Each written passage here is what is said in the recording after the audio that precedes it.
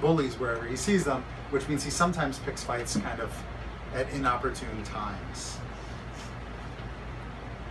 And that's kind of what you're going to see. And so the biggest bully in the grade is this kid named Bowen. And what you're going to see here is this kid Bowen is about to pick on Nate, who's this other tiny kid. Bowen's about to start a fight with Nate. And there's a girl named Jamie who's constantly trying to stop trouble from happening. Bowen's about to start a fight with Nate. And Maverick, the boy in the story, who's the kid with the shield, is trying to stop the fight from happening. And this is all happening right outside of the school cafeteria. That settled it. I had to take decisive action before it was too late. I packed up my lunch bag and ran out of there to catch up to the back of my class. I didn't have to run far. They were all clustered in a short, dim corridor around the corner from the cafeteria, where the teachers almost never went. The kids had formed a ring around Bowen and Nate. Bowen had grabbed Nate's shirt and was winding up to punch him in the face. This was my moment. I had to make it dramatic. Unhand him, foul, cheese tool. The circle opened up to clear a path between me and Bowen, who looked puzzled. Cheese stool? He asked. What the heck is a cheese stool? I said cheese tool with a T, not stool with an S. Cheese tool. Okay, well what the heck is a cheese tool then? That was a fair question. The phrase had just popped into my head. Nate spoke up. Wow, Bowen, you don't even know what a cheese tool is? You're dumber than I thought. I was thinking, shut up, this is so not helping. But Nate didn't get my telepathic message.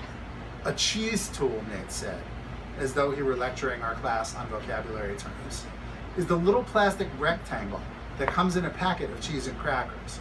You know, the thing you use to spread the orange cheese products. Right, Maverick? Everyone turned and stared at me again, including Bowen. Well, at least he couldn't kill Nate if he was focused on me. That's right, I told him. That is what a cheese tool is. And, Bowen, you are one. Bowen said, and how is that an insult exactly? What do you mean, how is it an insult? I just called you a cheese tool. Yeah, but everyone loves that orange cheese product, right? It's delicious. I would be proud to spread that cheese product onto crackers. Thus, you are like the worst insulter ever. The crowd didn't know what to make of this. Half of the kids were muttering things like, cheese tool? What a moron. But the other half were like, dang, Bowen got called a cheese tool. Well, maybe one or two kids were saying, oh man, I wish I had some of that delightful orange cheese product right now. The important thing was that nobody was beating anybody up. Until Nate said, so Bowen, are you gonna hit me or not, you cheese tool? It was on. I stepped forward, trying to come up with a superhero move that would disable Bowen before he could massacre Nate. My odds of success appeared slim. But just then, I felt a mighty hand grasp the back of my neck and propel me forward as a scornful voice spoke in my ear. Personally, I think all three of you are a bunch of cheese tools. Nice insult, by the way. I turned and caught a glimpse of my assailant's neck.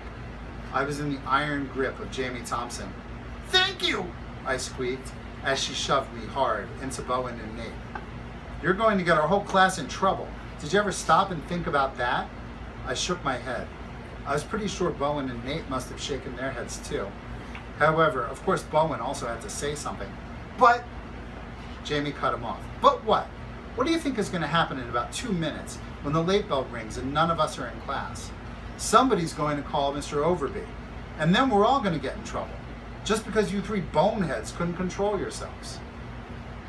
Boneheads? A deep voice asked. I thought they were cheese tools. Either Jamie's watch was off, or Mr. Overby was running ahead of schedule.